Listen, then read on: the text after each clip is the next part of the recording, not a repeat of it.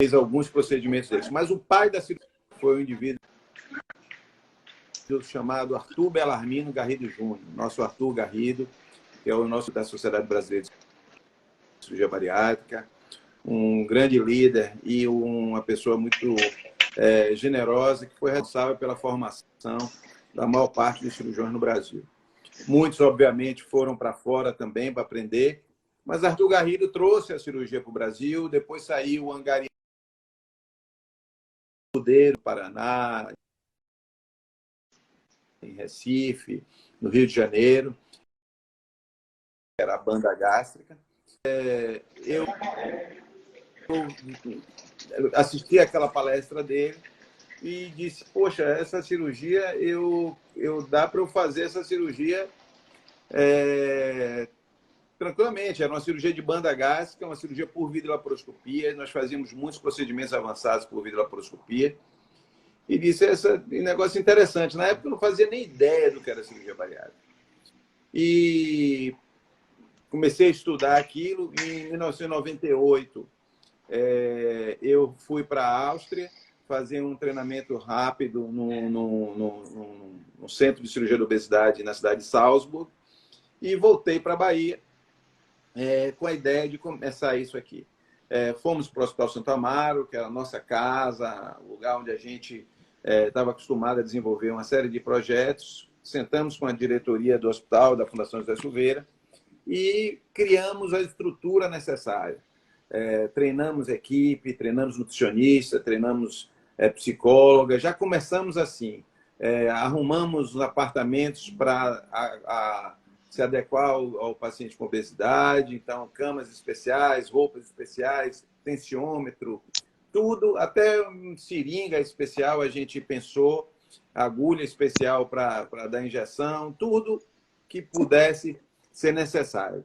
Naquela época, existiam poucas técnicas cirúrgicas das que existem hoje. Se fazia muita cirurgia por via aberta, que abria o abdômen, a cirurgia do bypass gástrico, que hoje todos nós fazemos por vídeo, era feita principalmente por via aberta. Arthur Garrido era o grande líder nacional disso aí. Existia uma cirurgia chamada de cirurgia de Scupinaro, que era uma cirurgia que mexia muito no intestino, etc., que algumas pessoas também faziam, também por via aberta. E tinha a banda gástrica ajustável, que era um anelzinho que era colocado, foi essa cirurgia que eu vi, é a cirurgia que eu treinei inicialmente, e é a cirurgia que nós começamos. É uma cirurgia que colocava um anel ao redor do estômago por videolaparoscopia, e esse anel era ajustado através de uma válvulazinha implantada debaixo da pele. O grande apelo dessa cirurgia é que ela era minimamente invasiva, ela não tinha muitos riscos e ela tinha um potencial de um bom emagrecimento. E nós começamos assim. Eu acho que foi importante ter começado com a banda gástrica. O paciente com obesidade, muitas vezes, é um paciente complexo. O entendimento disso requer muito estudo e muito aprendizado. E nós ganhamos, digamos assim, mão com lidar nesse paciente obeso. Muitos pacientes que fizeram essa cirurgia da banda gástrica tiveram resultados muito bons durante muito tempo, mas depois, com o passar do tempo, nós vimos que uma cirurgia que fosse um único tamanho não seria suficiente para dar conta de todos os tipos de pacientes que nós temos, com todos os graus de obesidade, com todas as comorbidades que eles apresentam, todas as peculiaridades. Percebemos que a banda gástrica tinha um índice de falha um pouco maior do que nós gostaríamos e começamos a fazer as cirurgias por via aberta, as cirurgias de bypass gástrico por via aberta.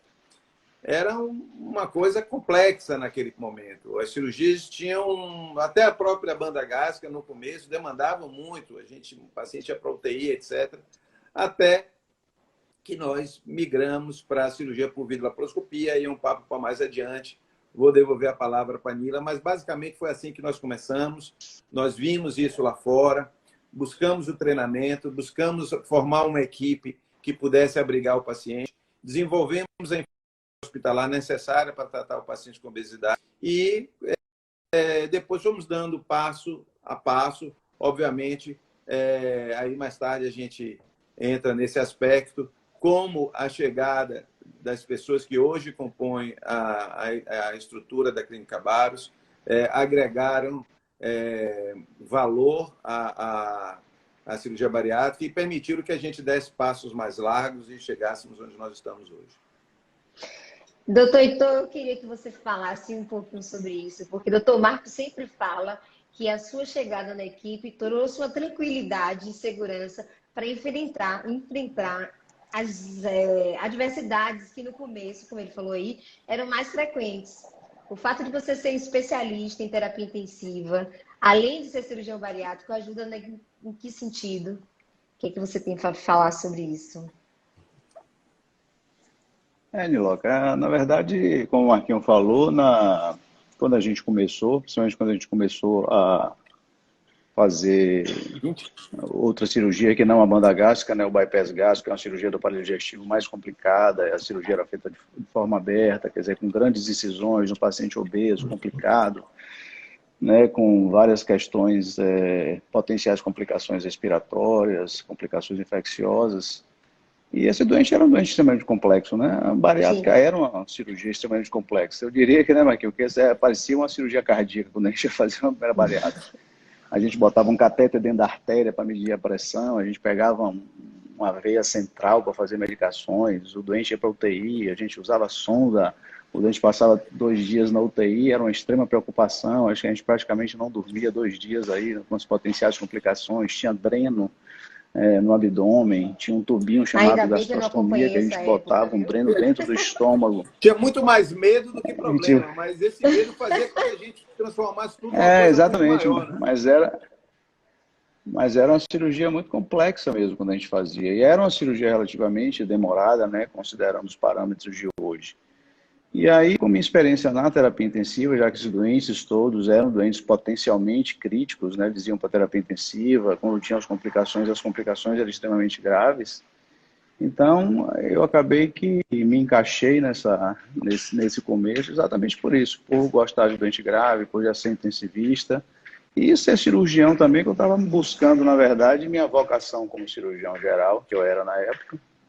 E aí Marquinhos me convidou para fazer cirurgia bariátrica. Eu relutei um pouco no começo, porque eu falei, estudante é muito complexo e tal, mas depois eu percebi que era o que eu gostava, doente mais complexo, doente grave.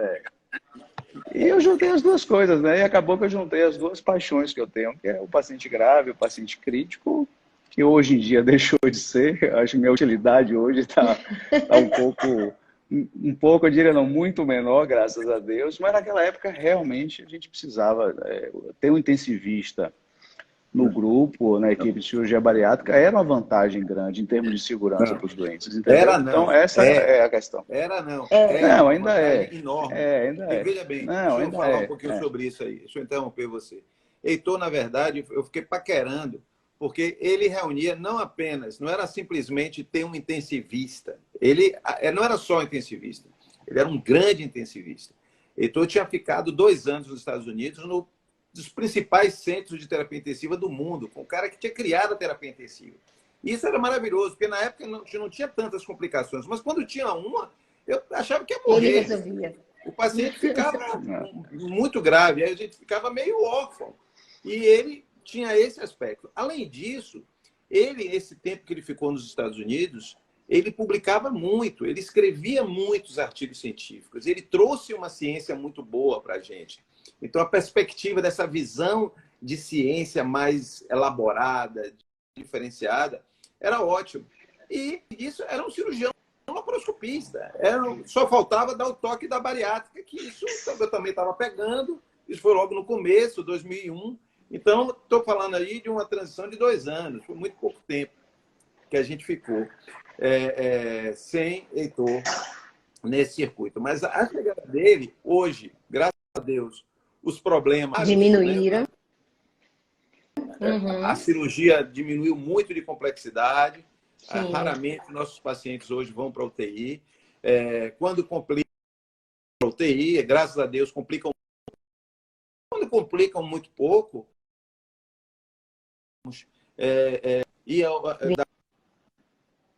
intensivista. Que conhece a cirurgia bariátrica, que conhece a terapia intensiva. Então, isso digamos que é fundamental. É fundamental numa equipe ter uma pessoa com essa visão crítica de prevenção, e não só também do lidar com as complicações, mas ele também, que tem outra característica ainda, que de ser muito cuidadoso e muito preocupado em prevenir. Acho que o cara já viu tanto problema cabeludo que ele faz de tudo para não ter aquele problema cabeludo, né? Então, isso é extremamente importante, né? Pois é, por isso que eu tenho um HP dentro de mim e eu tenho um ML, né? Porque Marcos Leão operou meu estômago e direitou, tirou essa vesícula minha. Então, eu tenho os dois registrados aqui dentro. E operou seu marido também. Ele operou, ele pois operou duas marido, vezes. Né? Operou o marido 2 vezes, imagine. Mas só Heitor para operar meu marido, porque, enfim, isso é um parênteses longo. Que em outro momento deixa o cara quieto aí, porque ele não pediu para participar. Marcinha, querida. Oi, gente, boa noite. Você está me ouvindo, minha flor? Perfeito, Niloca. Ele me operou, né, Nila? Pois é, ele me operou, né? Imagine. Que responsabilidade. Só para falar para as pessoas aqui que talvez não saibam dessa introdução aqui, eu e Nila fizemos. Aqui é operar, se operar. Aqui. Não, mas ela não precisa, porque ela é elegante. Heitor não tem quem vai operar, que é miserável, é ruim mesmo, é magro. Agora, eu operei Nila, Heitor me operou, falta agora alguém operar Heitor e Marcinha. Não, isso a gente não vai fazer. Marcinha, nesses 22 anos de cirurgia bariátrica e metabólica, o que avançou no que se refere ao suporte nutricional? Eu tenho uma ressalva a fazer. Na minha época, há 14 anos atrás, quando o Marcos me operou, eu fiquei 30 dias bebendo só líquido. E isso, para mim, foi muito difícil, porque eu saí de uma alimentação sólida, essa foi a minha experiência, e fui para uma alimentação líquida durante 30 dias. Então, né, há 14 anos atrás ainda não se tinha tanto estudo, né? Então, Marcinha, eu queria que você falasse para os pacientes, né, para as pessoas que estão nos acompanhando aqui, essa evolução, porque hoje tem pacientes que com 15, 20 dias já estão no processo mais avançado dessa alimentação, né? Eu queria que você falasse melhor sobre isso. Na verdade, esse ano eu faço 15 anos com essa equipe, hein? São 2 décadas. Quantos anos, Márcia? 20. Eu tenho 14. A velha, né? E aí, por aí vocês tiram. Eu me lembro que já quando... Já está na hora da gente parar de contar. Pois é. Verdade. Aí, quando o Marcos falou que operava e o paciente ia para a UTI, Heitor ia e eu ia atrás de Heitor e Marcos na UTI. Eu me lembro que eu sentava na UTI do Santo Amaro, do lado de Heitor, para a gente planejar essa dieta. Porque não tinha referência, era tudo muito novo. Né? Eu me lembro que a gente viajou para São Paulo, você lembra que a gente foi lá para Piracicaba para fazer capacitação, aí voltamos. E aí a gente ia pouco a pouco aprendendo, não existia. Eu me lembro quando saiu aquele livro amarelo de Garrido, foi uma alegria, a primeira referência mesmo, nacional em livros. E aí a gente ia assim, estudava o paciente, tentava adaptar, eu vinha de uma experiência em spa, de dieta hipocalórica, e aí a gente foi conhecer o que era de fato cirurgia bariátrica. Acredita que as técnicas foram avançando, né? Aquele período que se parou no anel, nossa, eu acho que aquilo alimentar por paciente. A gente conseguiu dar um upgrade na evolução e no tempo de dieta. Então, foi muito grande. Até hoje eu estudo cirurgia, até hoje, né? A gente veio daquela época da banda, o bypass, aí veio o sleeve, Scopinar, hoje já tem as revisionais, e a gente sempre tentando. De fato, a gente evoluiu muito. Eu me lembro que teve uma época que eu brigava com o Google, eu brigava com as nutricionistas de outras equipes, porque só vinha na cabeça assim, a gente precisa evoluir. Se o paciente não aumentar o volume, aumenta o risco de desidratar, de ter complicações. E as outras equipes ainda estavam pedindo que o paciente tomasse aquele copinho de 50 ml, né, que é algo que até hoje a gente ainda fala, não siga orientações da equipe. Cuidado com o Google, siga a sua nutricionista. E nós evoluímos muito. Eu sou de uma época que não tinha nem suplemento para paciente bariátrico. Hoje a gente se perde na quantidade. Cada dia tem um novo, que às vezes o paciente leva e fala, eu não sei nem o que, é que você está falando, eu vou na internet pesquisar. Então, seja de proteína, seja de suplemento, seja de evolução da dieta, realmente, a gente gastava aí 30 dias. Eu acho que para cada ano que a gente foi passando, a gente reduziu um dia na dieta. E hoje a gente consegue, sim, com 2 semanas, mais rápido que um paciente que faz uma extração de um dente, conseguir entrar numa dieta pastosa, numa dieta branda. Então, realmente foi uma evolução muito grande. Eu acho que à medida que as técnicas estão evoluindo, que cirurgião naquilo que estavam fazendo, a gente conseguiu evoluir essa consistência alimentar, dando melhor qualidade de vida para esse paciente. Foi uma evolução muito grande, viu? E, Marcinha, e uma coisa que eu acho muito legal que desse avanço, principalmente quando eles saem da sua consulta e vão para mim, é que eles ficam extremamente ansiosos. É normal do paciente obeso. E eu posso falar isso, porque eu já estive do outro lado também. O fato de você ficar em uma alimentação restrita, porque o gordo não emagrece sem a cirurgia bariátrica, não é falta de força de vontade, é por conta da doença, é uma doença psicossomática, né? E essa coisa da alimentação, desse seu protocolo, de orientar ele antes, de ir diminuindo isso, e fazendo a dieta pastosa, antes, né? Uma semana antes, eu acho muito bacana. Eu sempre oriento que eles sigam esse passo a passo, porque na minha época eu não tive muito isso, né? Eu tive o jejum das horas necessárias pré-cirúrgica. E isso foi muito impactante, porque eu saí de uma dieta sólida num dia e no outro já fui para a dieta líquida. Então, eu acho que psicologicamente isso abalou um pouco a mim, sabe? Então, eu acho muito legal esse avanço. À medida que a gente foi estudando, a gente cada vez mais percebeu, quanto mais a gente prepara o paciente no pré-operatório, melhor o pós, sabe, Nila? Sim. E a gente foi entendendo o que é, inclusive de anatomia, entendendo que a esteatose hepática tinha interferência no processo de cirurgia, de tempo de cirurgia, então que era necessário ele perder peso para melhorar as comorbidades antes mesmo da cirurgia. Trabalhar com ele, mudança de hábitos, conhecer o perfil desse paciente, porque, primeiro, a obesidade, o pessoal achava que era uma questão de preguiça, de comer muito. Hoje a gente sabe que é uma doença multifatorial. Então, respeitar e entender a obesidade como doença multifatorial, a importância desse suporte para a vida toda, né? Sim. E a gente fica muito feliz. É desafiador. Não vou mentir que eu ficava, às vezes, quando eu via Marcos daquele tamanho, com aquele vozeirão, eu falei, meu Deus, eu não sei mesmo. Será que eu vou acertar? E nessa brincadeira já são 20 anos com essa turma que eu tenho muito que agradecer, sabe? Eu puxava o freio de mão, aí Marcos, baixa esse freio de mão, acelera que a gente tem que ir. Então, sabe? Tem a gente como referência, isso é muito bom. Eu também me sinto muito orgulhosa, Marcinha, de participar dessa equipe há 14 anos, assim, fico muito feliz mesmo. Deixa eu ler alguns comentários aqui. JMQ Araújo diz que a doutora Márcia está linda. O doutor Heitor, um gato de cavanhaque. Doutor Marcos, um guerreiro e excelente na oratória. Arrasou, hein? Não falou nada de mim. Eu com esse cachecol maravilhoso, hein? O gato guerreiro, o gato e o guerreiro.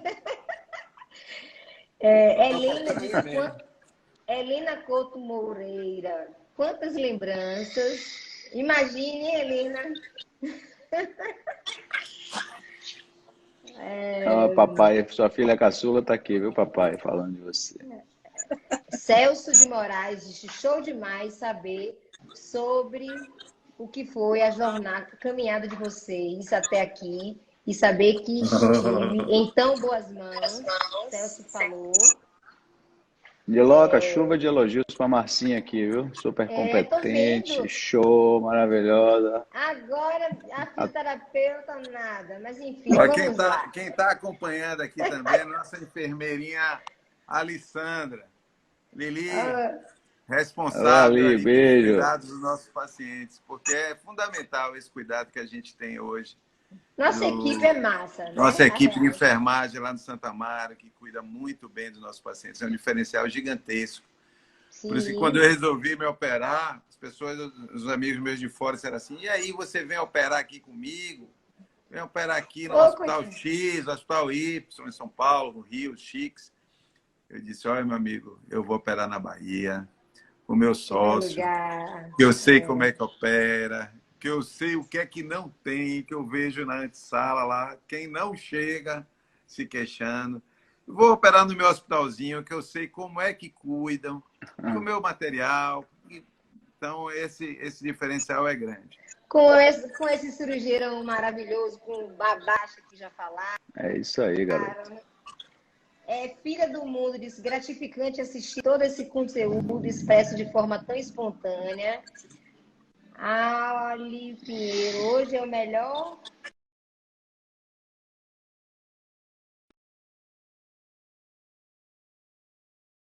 O diretor é perfeito. Querido, Dona disse que não teve nenhuma complicação, que se cuida sempre direitinho.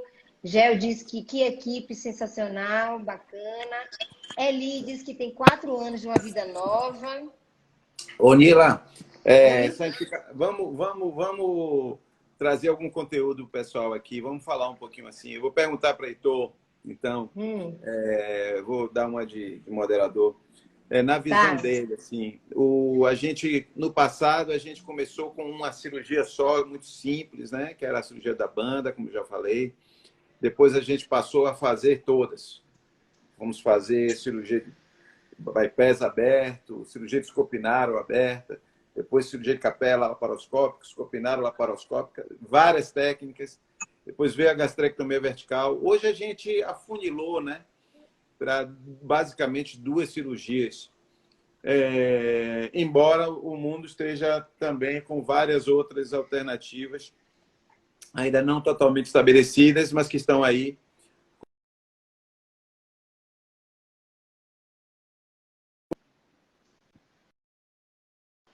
E como é que a gente deve se posicionar no futuro aí? Bom, Marquinhos, a cirurgia bariátrica está em plena ebulição de novas técnicas, né? Eu diria assim. Tanto é que cada técnica eles dão uma sigla diferente e às vezes as próprias a nomenclatura das técnicas aí tornam uma confusão, né, na cabeça dos cirurgiões. Por que isso? Porque, na verdade, alguns cirurgiões viram algumas desvantagens, digamos assim, na técnica do bypass, que é a questão da exclusão, né, daquele segmento do intestino em que o alimento não passa. E aí vieram algumas técnicas para tentar, digamos assim, resolver essa questão. Além de um estômago pequeno, além do desvio intestinal, fazer com que esse alimento não deixasse de passar por nenhum segmento do intestino. Isso, na verdade, não se mostrou ainda extremamente importante ou definitivo, e o bypass continua sendo, digamos assim, hoje uma técnica poderosa. Não é mais realizada no mundo porque a gastrectomia vertical, o sleeve, tomou esse posto dele pela questão da simplicidade, pela questão de ser uma excelente técnica, né? Apesar de não ter tanto poder metabólico como tem o bypass e outras técnicas variadas. Mas eu acho que no futuro próximo a gente vai se abrir um leque maior de técnicas, né, nos próximos 10 anos, até porque os cirurgiões estão experimentando muitas técnicas. A gente na clínica tem um cuidado de fazer as técnicas que estão bem estabelecidas, né, como a gente falou, a gastrectomia vertical, o bypass gástrico.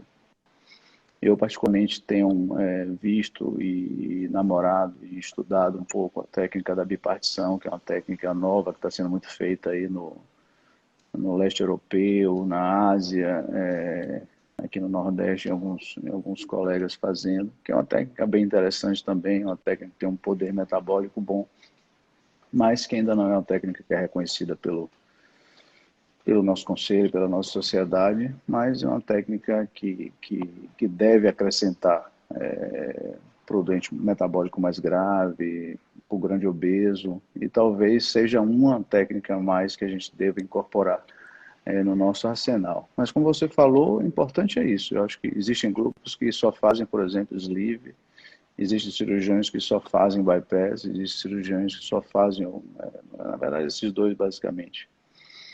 Mas lá na clínica a nossa conduta sempre foi individualizar o tratamento, né? Fazer a melhor técnica para aquele melhor doente, né? Basear a escolha nas doenças pré-existentes, basear a escolha nas expectativas de perda de peso, né? Na condição clínica do doente, nas doenças associadas. Então, não é de surpreender que novas técnicas vão surgindo. E a gente, obviamente, que a gente procura estar na vanguarda da cirurgia bariátrica, discutindo isso, a gente tem ido para os congressos, a gente interage com colegas o tempo todo.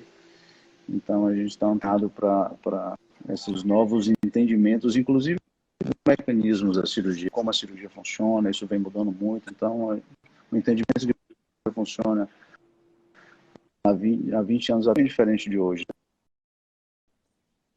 Botar anel, o estômago pequeno, o doente tinha que comer mal, vomitar para perder peso. Porção mais final do intestino delgado, não precisa grande restrição, precisa de uma restrição suficiente para o estômago esvaziar esse alimento chegar mais rápido no intestino. Obviamente precisa um grau de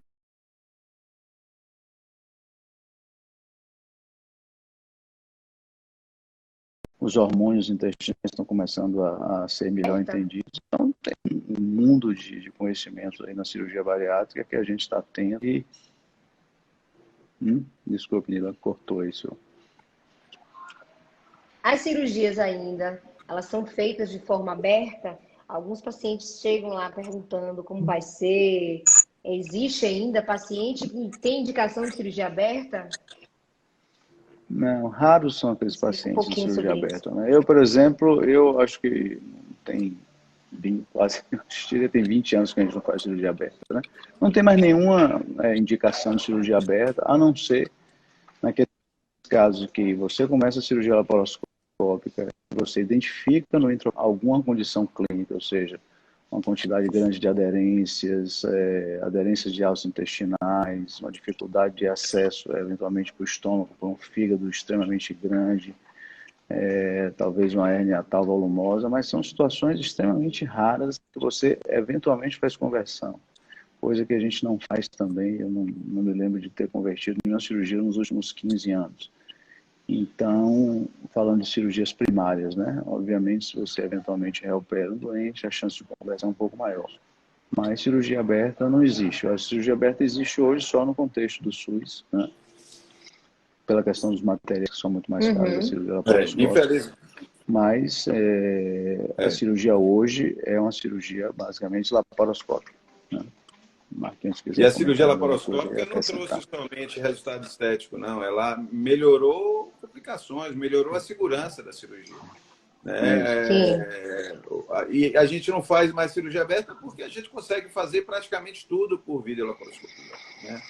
A cirurgia aberta fica restrita para complicações quando tem algum problema que a gente não consegue resolver e que é muito raro por videolaparoscopia. Mas se tiver de fazer, a gente faz, está preparado para isso. E o importante, Nilo, também é o seguinte, só para complementar. Não, pode na verdade, um dos pontos de inflexão também grandes em relação à qualidade e administração de complicações foram os materiais cirúrgicos, né? A indústria deu um passo gigantesco aí na melhora dos grampeadores, nas melhoras das tesouras coaguladoras e dos trocáteres. Então, isso aí deu uma idade muito maior para a cirurgia, diminuiu a complicação, porque são instrumentais hoje, são equipamentos descartáveis que dão uma segurança enorme, né? Que evitam fístula, evitam sangramentos. Sim. Então esse foi outro ponto aí de evolução, não só técnica nossa, mas em termos de equipamento, de materiais especiais que a gente usa. Marcinha, já que a gente está falando de evolução, Marcinha, como foi essa evolução no preparo nutricional, no que se refere à dieta?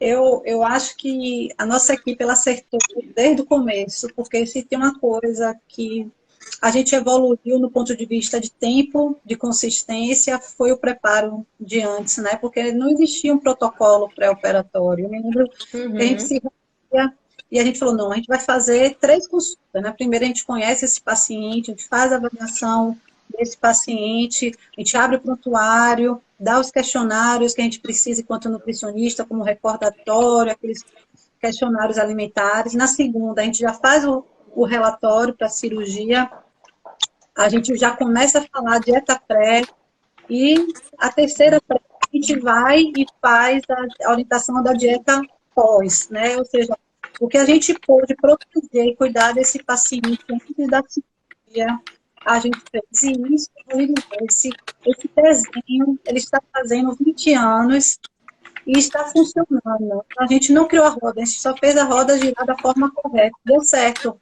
em todo esse processo pré-operatório. E é como a gente fala, assim, prepara o oval antes da criança nascer.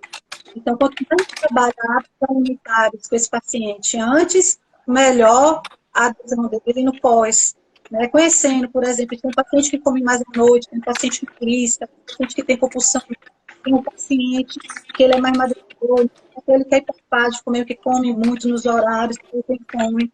E aí a gente foi montando uma equipe. Hoje nós temos diversas nutricionistas maravilhosas lá na clínica. Agradeço também aquelas que já passaram por lá também, que agregaram conhecimento. E que a gente está tendo todo esse cuidado aí, que evolui suplementação com o tempo, mas o nosso protocolo, eu acho que ele girou direitinho desde o começo, viu? E hoje várias vêm conhecer o nosso trabalho, Nilo. Eu acho que é bem Você, você é uma Ô, querida Niloca, mesmo. eu queria dar um Sensacional o seu depoimento trabalho. aqui. Viu, Nila? Marquinhos, eu queria falar. Márcia, na verdade, ela sempre foi nossa nutricionista de vanguarda, você sabe, né? Marcinha, a gente, Marquinhos, é testemunha. E a Marcinha sempre esteve à frente muito da evolução do ponto de vista nutricional. Marcinha, a gente comparava nossos doentes com os doentes, obviamente, dos outros, a gente conversava com os cirurgiões. E Marcinha sempre esteve na frente de evolução pós-operatória, de evolução de dieta, de qualidade nutricional.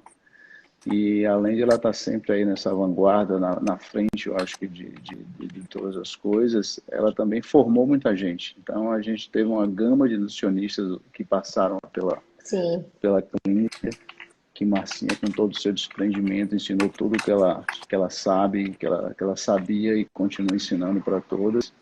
E além de uma grande nutricionista, uma Muita professora sabedoria e também, humildade. uma grande mestra, muita sabedoria, viu? E Aprendi muito humildade, com ela é uma você. querida. Eu não vou mentir Ela- que eu tenho um pouco de sangue, eu vejo o sangue pronto, mas não sou eu que opero, eu só evoluo a dieta dos pacientes.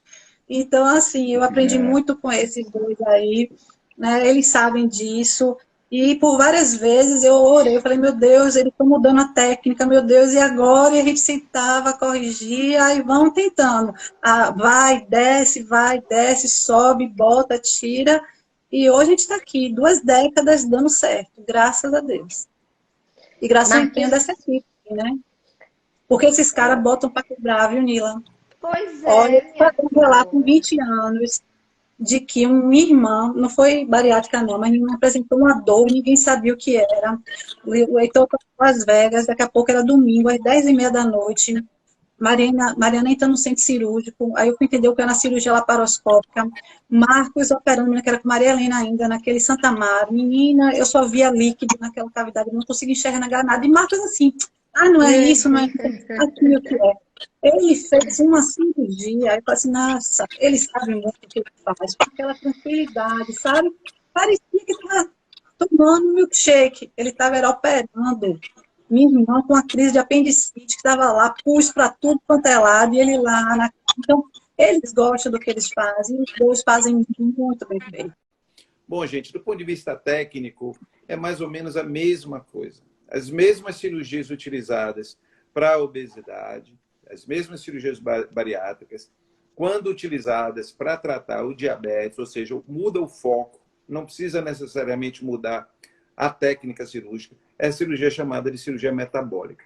A gente busca o tratamento do diabetes, da hipertensão, do colesterol. E, obviamente, essas pessoas também perdem peso. Assim, as pessoas muito obesas, que têm, por acaso, diabetes, hipertensão, colesterol elevado, quando operadas, perdem peso e melhoram dessas doenças. O problema, o grande lance é que durante muito tempo se achava que tudo era consequência da perda de peso. Tudo melhorava o diabetes, melhorava a pressão porque emagreceu. E hoje nós sabemos que emagrecer melhora e é importante, muito importante. E isso é uma das grandes diferenças do tratamento clínico. O tratamento clínico é muito difícil emagrecer.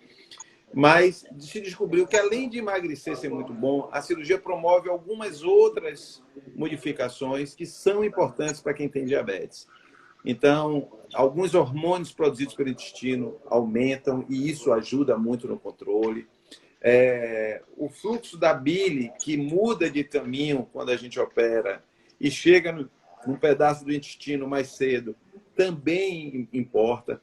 A própria população de bactérias que vivem no intestino da gente muda. Então, existem várias famílias de bactérias. Quando a gente opera, a gente muda as famílias de bactérias que vivem no intestino e isso também ajuda a controlar o diabetes. Então, esse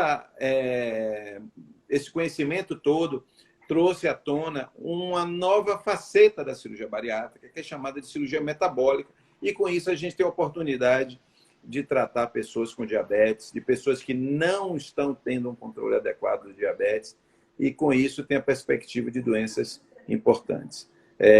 Graças a esse conhecimento que eu resolvi fazer a minha cirurgia, não tinha uma obesidade importante, eu não tinha um grau de obesidade muito leve, mas a presença de diabetes, de hipertensão e de refluxo fizeram com que isso fosse uma escolha muito fácil para mim e que está me beneficiando. Esse ano faz 7 anos que eu fiz a cirurgia. E tem aumentado o número de casos, né? Isso que Max falou é interessante, porque a gente viveu isso.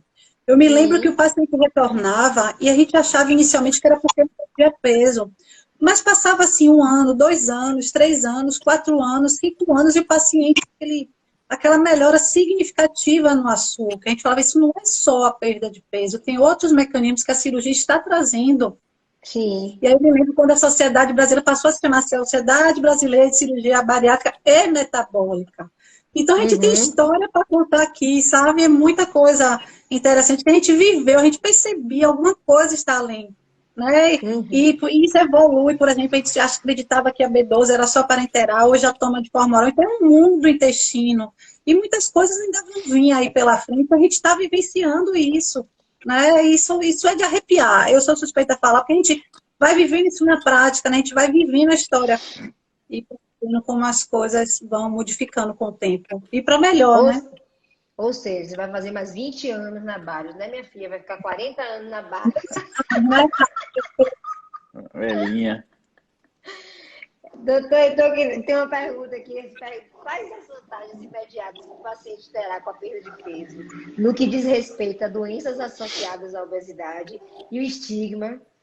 E houve evolução nesse sentido, incluindo medicamentos e terapias auxiliares? Sim, na verdade, as vantagens da perda de peso são bem óbvias, né? Mas principalmente, eu diria que eu acho que as doenças que mais sofrem impacto direto na perda de peso inicial, uma delas é a apneia do sono, é uma coisa que a gente vê muito claramente no consultório. Eu acho que o indivíduo perde 8, 10 quilos, ele já tem uma melhora no sono assim, expressiva, né? Porque você diminui a gordura visceral, a gordura intraabdominal, você diminui a gordura da região cervical, de via aérea, isso já dá um impacto positivo enorme na qualidade do sono do indivíduo. O outro é a questão da esteatose, né? Exatamente, a esteatose também já diminui, então a gordura visceral é uma das que a gente são mobilizadas mais rápido, né? A partir do momento que ele está em balanço negativo, ou seja, ele come menos do que ele precisa, o fígado começa a ajudar nessa gliconeogênese, ou seja, formar glicose para aquele momento que o indivíduo está em jejum e ele pega a gordura que está no fígado para fazer isso. Então, a esteatose melhora bem rápido também. Isso, do ponto de vista metabólico, já é favorável. Sem falar na questão do diabetes, né, também, que ele diminui essa glicotoxicidade, que ele vai comer menos, ele vai absorver menos glicose. Então, vai ter uma série de mecanismos absortivos aí que vão que vão causar impacto. A hipertensão também é extremamente rapidamente impactada, porque ele tem uma dieta muito mais menos calórica, come menos sal, obviamente. Então, acho que das 3 doenças, né, 4 doenças mais graves, né, diabetes, hipertensão, apneia do sono, esteatose, elas são impactadas muito rápido na cirurgia. E isso traz um bem-estar enorme nos doentes, né? E as outras, a longo prazo, vão chegando, né? Então, sobrecarga de articulações, de artrose, e aí é um mundo de melhora, fora toda a questão de mobilidade e tudo. Então, esse, digamos assim, impacto inicial aí da perda de peso é fundamental. A dieta líquida dá uma boa ajudada nisso também, né? A gente faz uma dieta líquida um pouco mais estendida, talvez até conseguisse até encurtar um pouco essa dieta líquida dos doentes, talvez, mas eu acho que você manter nesse período aí é bom para você diminuir toda essa toxicidade alimentar e dar um impacto mais importante aí nessa fase inicial da doença, que traz um bem-estar enorme para o paciente, né? E também a questão psicológica, né? Porque ele está se adaptando ainda a uma nova vida, né? Sim, é isso. Mas você vê, é difícil, mas você vê que o impacto psicológico dos doentes é absurdo, né? Você vê o paciente chega às vezes no seu consultório deprimido, tal, opera com aquele facezinha mal arrumado. Principalmente as mulheres. As mulheres, quando voltam à revisão, às vezes 10 dos dias, elas já voltam no outro astral, elas já estão maquiadas, já se vestem com cor melhor. Só a perspectiva da melhora, a perspectiva do perda de peso, é uma coisa que a gente... Uma frase, viu? Só não lhe cortando, dizer assim, o poder da escolha. Ela disse, a cirurgia me devolveu o poder da escolha, ou seja, de eu poder escolher o que eu quero fazer, o que eu quero usar. Isso é fantástico. Eu sinto isso muito, Marcinha.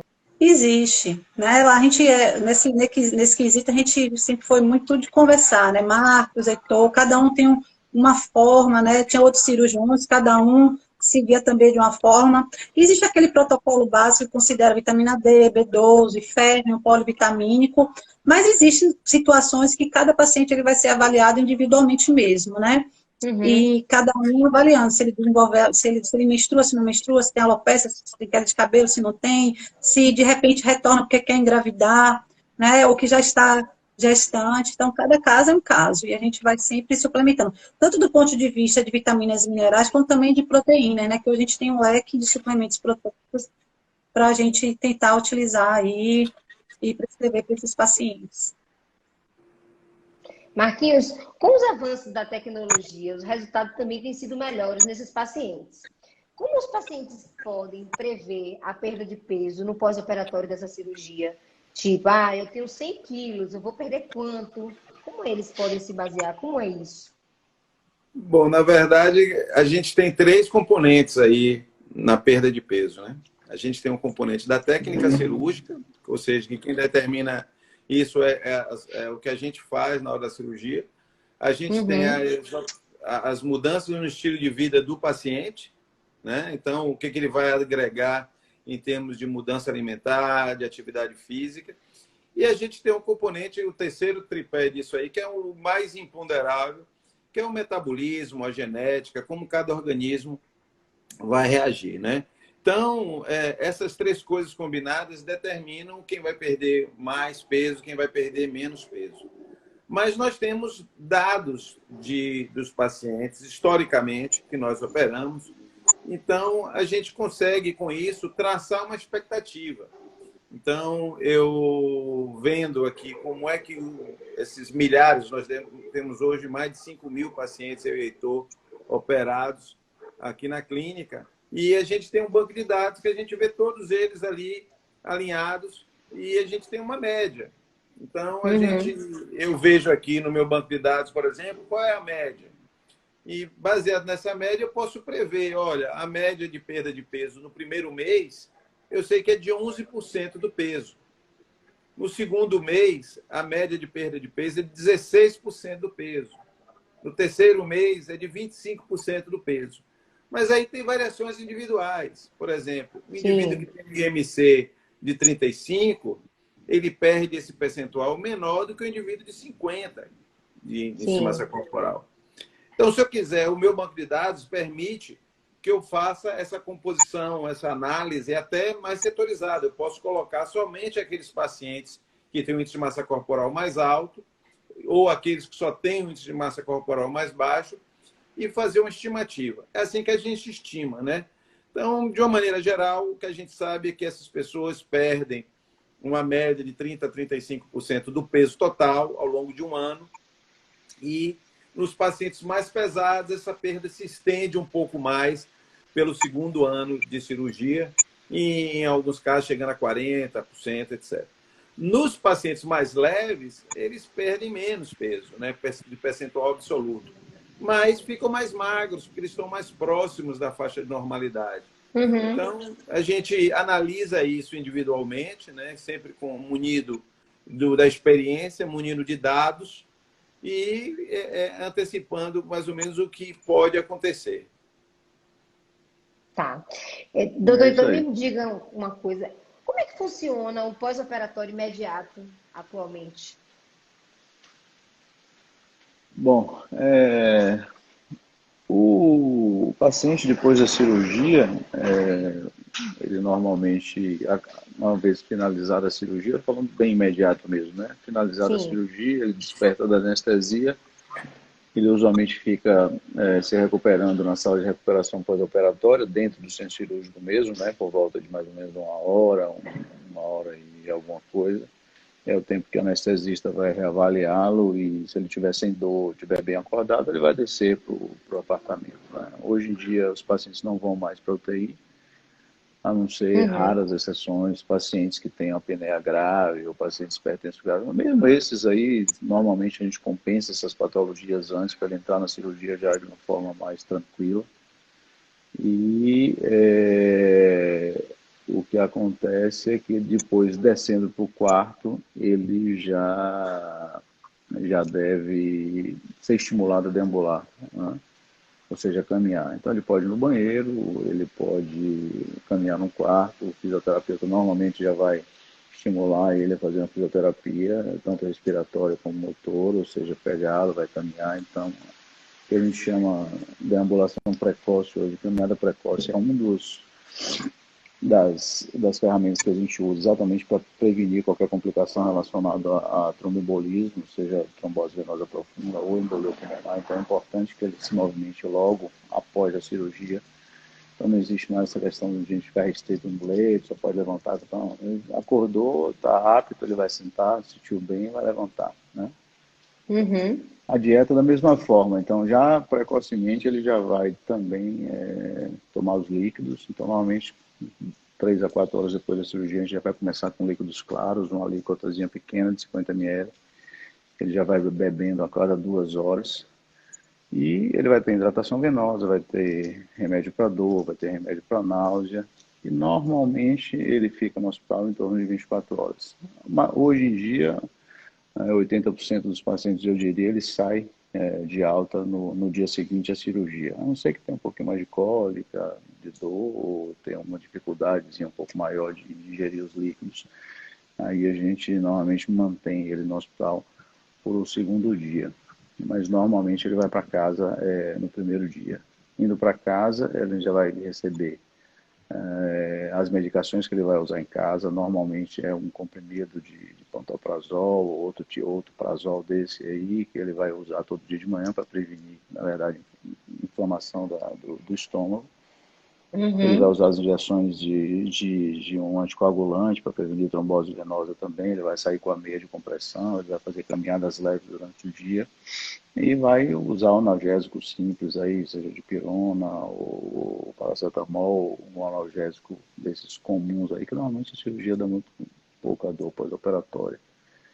Vai seguir as orientações de massa. A esse ponto ele já tem a orientação de massinha ou de outro nutricionista lá, para eles já seguir aquilo lá em casa. Então eles já vão Uhum. aumentando os volumes, eles chegam com 50 no hospital, mas em casa eles já são estimulados a tomar 100, se eles se sentem bem, 100, 150, chegar até 200, 250 de uma forma mais precoce possível. Então basicamente é isso. Pós-operatório, mas é seguir as orientações, tomar analgesia. Normalmente, depois de 10 dias, eles normalmente retornam para a revisão, né, onde a gente vai dar uma olhada na cicatriz, nos pontos, ela vai passar para o nutricionista, ela já vai ver como está a aceitação, se estiver bem, ela já vai entregar a dieta pastosa. E a partir daí eles ficam sendo acompanhados mês a mês lá com a equipe multiprofissional. Então não tem muito mistério, não. Talvez a fase líquida seja a fase que eles mais se ressentem um pouco, eles reclamam, saudade de mastigar, então é uma fasezinha, digamos assim, um pouco mais chata para o paciente, mas nada que não seja bem tolerado, ou seja bem administrado, tanto pela equipe como pelos pacientes. Então é mais ou menos isso aí, Bialoca. Nossa live vai acabar daqui a pouquinho. Eu queria que você deixasse uma dica para quem quer fazer cirurgia bariátrica hoje e ainda não se sente seguro nesse momento, né? O paciente que hoje é diferente, né, de 20 anos atrás. O que você diria para esse paciente? Deixa a sua dica aqui. Porque Bom, Marcos a caiu, dica... né? Parece que ele caiu, não vai voltar mais. E aí, para finalizar, tranquilo. eu queria que você deixasse essa dica. A gente encerra aqui. Não, a cirurgia bariátrica mudou muito nos últimos anos, né? Como a gente está nessa live aqui de 22 anos, nos últimos 10 anos eu diria que a cirurgia avançou de forma assim, absurda, do ponto de vista de redução de complicações, de redução de complexidade. Ele está pedindo para você adicionar ele de novo, Marcos. Ah, tá. Vou adicionar aqui rapidinho. Botar o bonitão aqui de novo. Porque a gente encerrar aqui, ele já está aqui no meu WhatsApp. Eu mando me adicionar de novo. Então vamos ver se ele entrou. Aí, bonitão! Então pronto.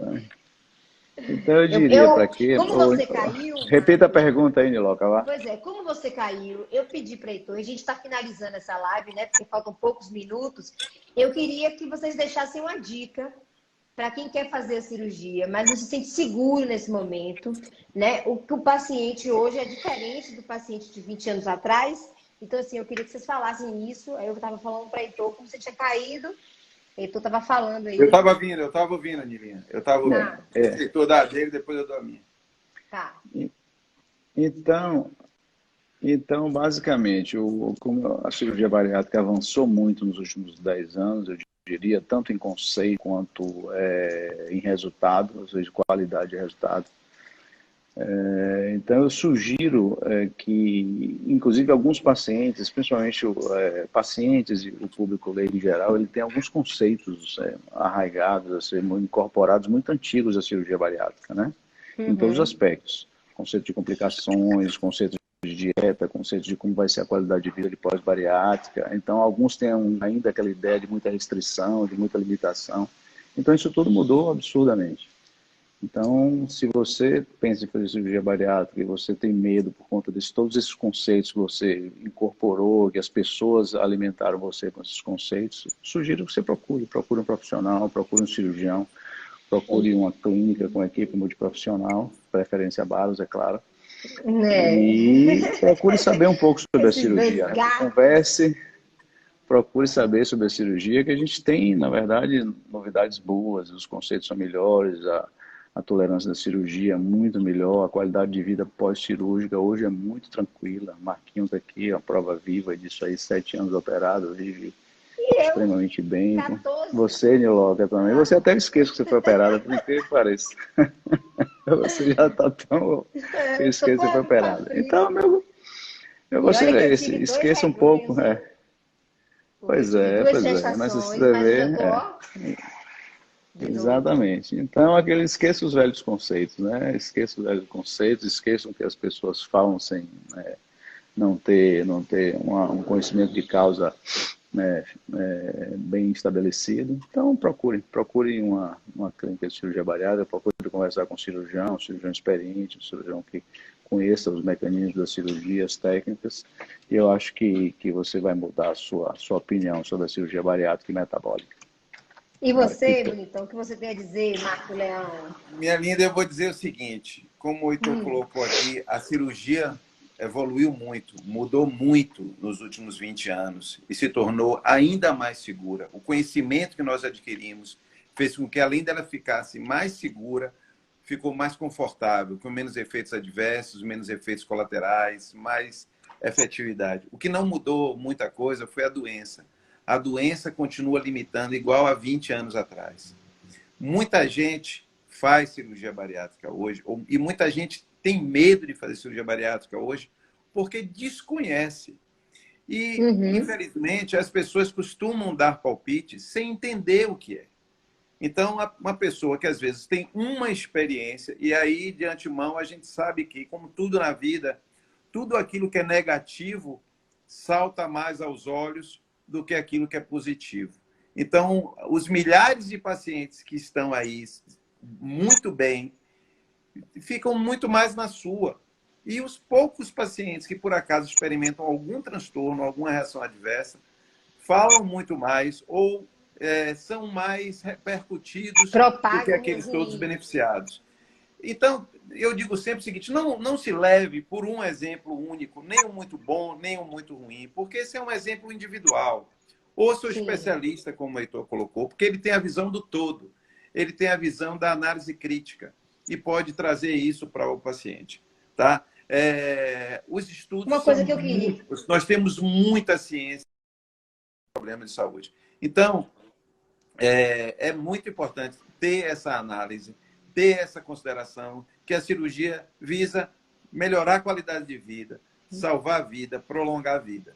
Né? Obviamente, isso tem que ser feito com toda a responsabilidade, com todo o preparo, por isso que a gente tem uma equipe muito rica, multidisciplinar, com nutricionistas do naipe de Marcinha, com fisioterapeuta como você, Nila, com psicólogos, com endocrinologista como Isadora. Enfim, temos toda essa equipe que dá o suporte para preparar e acompanhar essas pessoas. Fazendo isso, não é à toa que nossas famílias são operadas, que nós nos submetemos à cirurgia, que nossa clínica é repleta de que resolveram operar porque viram um exemplo e viram a oportunidade de melhorar suas vidas. Eu queria que você falasse, sabe o quê, Marquinhos? Uma coisa que tem acontecido muito é sobre a recidiva. O que você falaria para o paciente sobre a recidiva de peso, né? Sobre esse reganho de peso? Bom, estamos finalizando, certo, Nila? Eu vou só falar o seguinte. É natural, ao longo da vida, se ganhar um pouco de peso. Obesidade é uma doença crônica, incurável e progressiva. Tá certo? A gente, com a cirurgia, a gente adiciona uma série de mecanismos que controlam a fome, controlam a saciedade, melhoram o gasto de energia e se traduzem em melhora do peso. Mas isso, às vezes, não é suficiente em algumas pessoas, tá certo? Às vezes, com o passar do tempo, as mudanças que são feitas perdem um pouco da intensidade e as pessoas não promovem também algumas modificações que são importantes. Existem cirurgias que induzem essas modificações, existem outras que induzem menos. Então, o fato é que tende a haver um comprometimento, não só de tentativa de mudança, e não precisa ser santo, não. Quem opera não precisa ser santo. Agora, não pode ser o capeta, não pode ser o diabo, não pode sabotar a cirurgia. Né? Não precisa você ajudar demais, mas não pode atrapalhar. Escolher uma boa equipe, fizer um bom acompanhamento profissional, psicológico, a tendência é que o reganho, a recidiva de peso seja muito pequeno. Então, nós vamos finalizar essa live, né? Deixando essas orientações, esses dois cirurgiões. Deixa a Marcinha finalizar dando o último tchau com a derradeira. Eu acho que nós formamos uma equipe show, né? A Baros, ela é uma equipe show, né? E sempre há algo a aprender. E como o Marcos falou, a doença, ela é grave, ela continua, a cirurgia é uma ferroa, mas tem que mudar hábitos também, sabe? Eu aprendi a rimar, me apaixonei aos 44 anos e digo, vamos rimar, vamos tomar banho de mar, vamos pular, sabe? Não, esse ano ela resolveu fazer tudo, que inclusive ela vai andando comigo para Aparecida. Não. Ela vai andando comigo para Aparecida. Esse ano. Não, com muito cuidado. Então, assim, a gente sempre tem algo a aprender. Sempre tem algo a aprender. Heitor está no ramo agora do tênis. O beach tênis é profissional.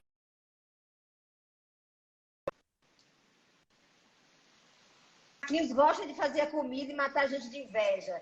Aí está ensinando a Mariana a fazer a comida também e mata nós de inveja, com aqueles pratos belíssimos. Deixa eu mandar um beijo para a Mariana, que mandou um recado para mim aí, que estava na live. Beijo, Nana. Daqui a pouco eu estou aí com você, minha filha. Oh, meu Deus. Eu queria ler, mas você me diz, não, vamos falar logo informações. Um beijo, gente. Obrigado por vamos todos que finalizar acompanharam essa... a gente aqui. Foram em Se alguns vocês momentos. quiserem mandar sugestões sobre outros temas de outras lives, mandem no direct do Instagram da clínica. Obrigada a todos que estiveram aqui participando desse momento até agora, né, ouvindo essas duas celebridades aí, mais Marcinha, esse poço de conhecimento. E eu agora retornarei às minhas atividades aqui também. Então, ó, Um beijo, aproveite o foi muito gramado. bacana. Jamel, Obrigado. Cláudio, Beijo. um beijo para você, meu irmão.